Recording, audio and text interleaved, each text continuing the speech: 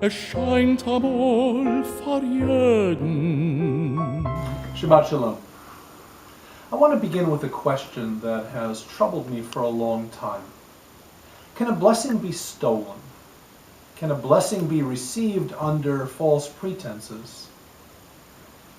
If you study the portion of Toldot that we read 2 weeks ago, you might come up with the answer that, in fact, a blessing can be stolen, because that's exactly what Jacob did.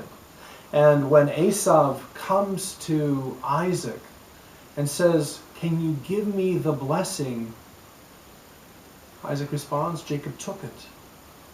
But how is that possible?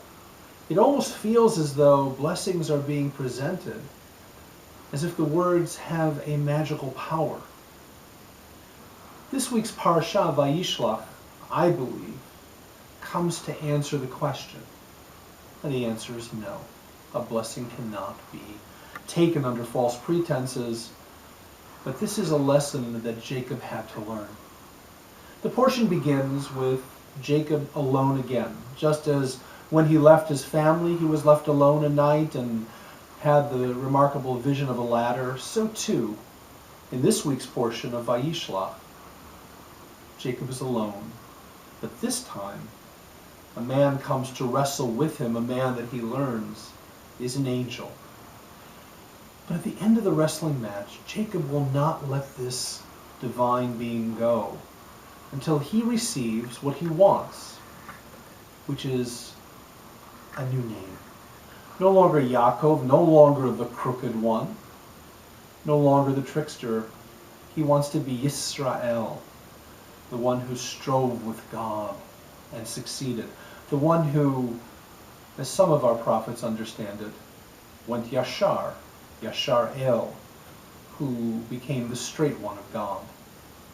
And so now comes the moment in which Jacob is going to confront Esav.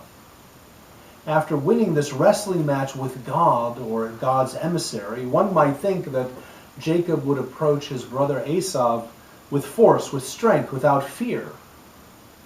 But what does Jacob do? He bows to his brother multiple times. He pays obeisance to him. And he calls him Adoni, my Lord. Why does Jacob get down on his knees? Why can't he approach him face to face? The rabbis are troubled by this. They don't understand why Jacob does not do as I say, come to his brother full of force. And the answer I want to suggest to you is this.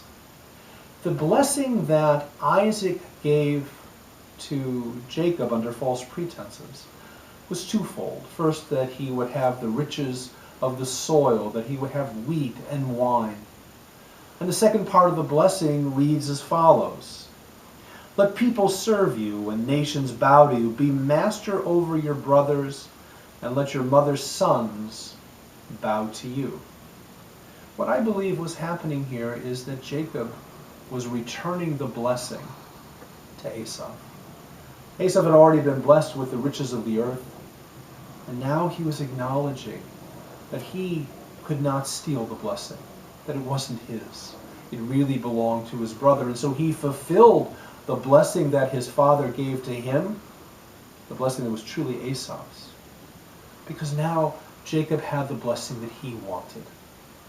He had evolved. He had changed. He had gone from Jacob to Israel.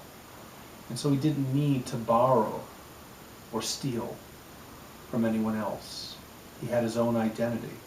And with that identity, he could go forward and embrace his own destiny. And this, my friends, is a lesson to all of us. We need not walk around with false pretenses, borrowing from others, pretending that we're someone that we're not. Rather, we need to look within, find the essence of our own being, just as Jacob did, and then walk forward, secure in the blessings that God offers to each of us. Shabbat Shalom. Es scheint amol vor jeden.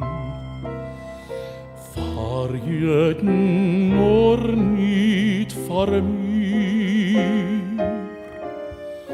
Masel, du bringst a jeden frei,